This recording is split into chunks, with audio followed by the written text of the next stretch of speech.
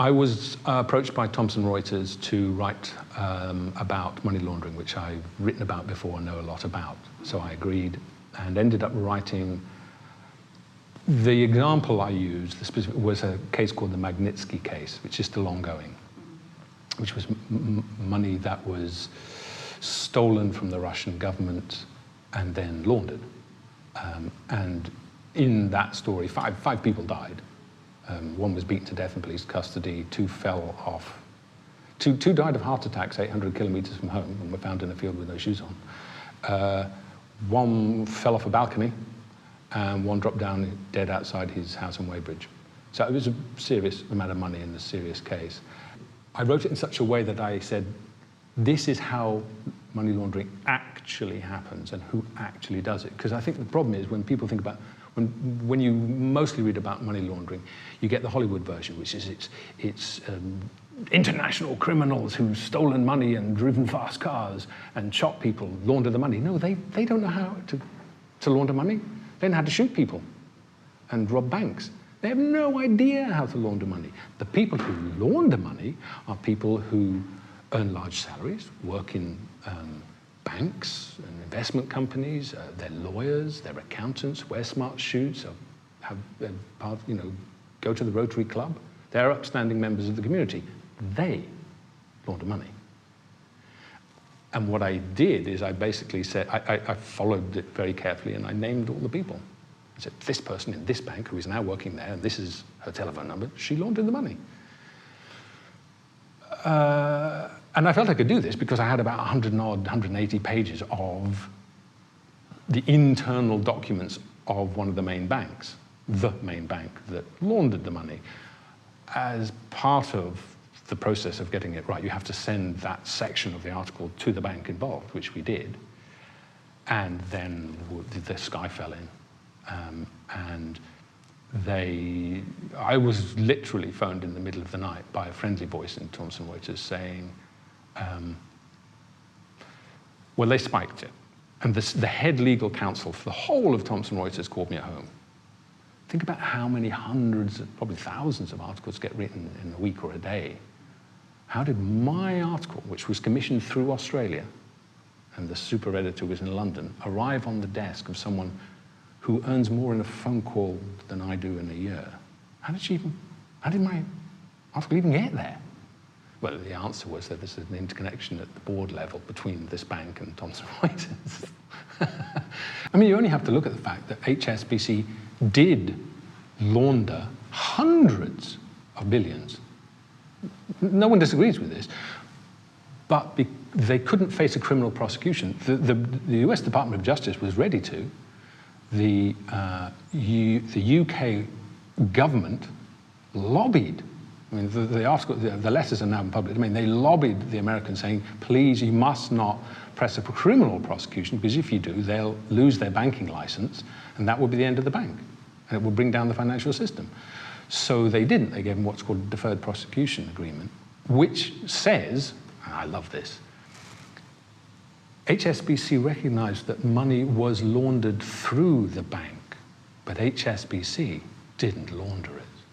No. People in HSBC who work for them, who did, I have to be very careful, they did things which meant the money was laundered. Okay, we'll see whether that works. That's the difference between being able to say something and losing you. And they play for keeps, these people. So yeah, the banks are completely protected. The drug business in the West is worth about 300 billion a year. It gets laundered here. You don't launder drug profits in Colombia, because the junkie with the greasy tenor is here. So the greasy tenors pile up here. And you can't get on a plane to Colombia with a trunk full of money saying, excuse me, I just need to go to deposit this money in Colombia. They do it here. So every year, hundreds of billions are laundered here. So here's a crime they know is going to happen. They know what the crime looks like. And yet it still happens every single year. Now, is that oversight? Is it incompetence? Or are they very happy with it? I would definitely start changing the laws about how we think of corporations. At the moment, corporations are persons. But they're persons only in terms of their ability to be offended by and take action against you. But they're not treated as persons when it comes to you being offended by or wanting to take action to them. There is no person, there is no intent. There's no guiding intent or mind when you come to say, hey, they laundered money. They say, well, it was laundered through the bank, but none of us did it. I would change that. I would change it so that above a certain level of management, they were responsible and they would go to jail. And then when people said, oh, but the banks would, the banking system would collapse, I'd say, no, it wouldn't. I can think of 40 mates in India who are twice as bright as you and would do the same job for a tenth of the price. How does it feel? Call it offshoring. Enjoy, arsehole. Yeah. I would spend more energy keeping my plumber than my banker. But at least plumbers do something useful. Think of Stephanie Flanders, Stephanomics. Okay, Stephanie Flanders is the person the BBC says, you should tell us, in your expert opinion, what's going on through the whole crisis. All right? And then, just after the crisis is nominally over, guess what happens? She gets a job at JP Morgan. Okay, what kind of set of assumptions do you think would be her assumptions such that JP Morgan would think, oh, she's one of us, should definitely get her into work?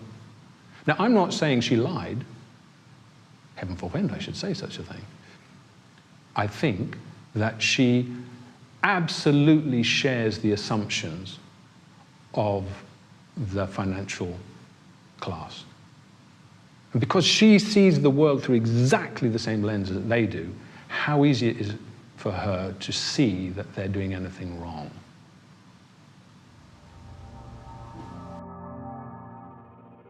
I think globalization is a plague. I think it's fundamentally wrong. I can understand why people gravitated to it. I mean, I can understand why the right wing want it, but I can even understand how the left wing have become seduced by it. Because the left are still fighting the battles of the 1950s. They see nationalism as going to tip you straight into another world war. When I say the left, I mean the mainstream left. I'm sure there are lots of good left-wing people who can see this. They just don't know what the alternatives are. And that we had better articulate an alternative, and soon, because that opposition, if it can't flow into some new positive thought, then it will flow into, they will get behind the knuckle-draggers, the racists, the knuckle-draggers, the cretins. We would end the unnecessary austerity cuts and closures, which are basically crippling a generation. So the Green Party would stop that. It is unnecessary. This notion that we must live within our limits. A nation is like a household. Yeah. Do you know any household that lives perfectly within its limits in that fatuous, tight-fisted Thatcherite way? No. The first thing you do is you go to a bank and say, can I borrow a vast amount of money which I don't have so that I can have a place for my children to live? And the bank says, certainly, because we know that that will allow you to get a job, and that job will provide you with the money to pay us back. That's how you actually live.